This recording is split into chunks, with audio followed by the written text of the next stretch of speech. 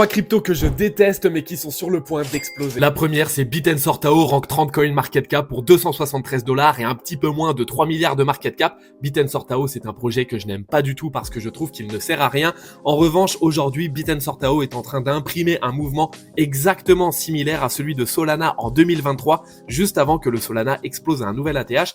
Et il faut savoir que BitEnsortao et Solana sont des projets qui sont extrêmement similaires puisque ce sont tous les deux des projets qui sont leaders d'une narrative qui drive énormément de liquidités et tous les deux sont arrivés sur le marché avec un écosystème extrêmement vivant qui attire énormément de liquidités. Comme vous avez pu le constater ces dernières semaines, tout l'écosystème de BitEnsortao a complètement explosé. Si BitEnsortao venait à atteindre la même market cap que le Solana, ça l'emmènerait à plus de 4600 $. Je ne dis pas que c'est ce qui va arriver, mais l'intelligence artificielle drive tellement de liquidités en ce moment que c'est loin d'être impossible. La deuxième crypto, c'est le hype de Hyperliquid, rank 10 coin market cap, un petit peu plus de 40 $ pour un petit peu plus de 10 milliards de market cap. Alors j'aime bien Hyperliquid, mais je n'aime pas du tout le hype. À cause de ça, ce token a beaucoup trop d'inflation. Le hype, c'est un token qui a marqué un superbe pattern de retournement depuis début 2026 et surtout au début du mois là, eh bien il vient de croiser la moyenne mobile 200 et j'ai déjà vu ce pattern quelque part. En fait, on a eu exactement le même mouvement sur SUI l'année dernière, on a le même pattern de retournement juste ici, le même croisement de moyenne mobile exactement au même endroit juste ici,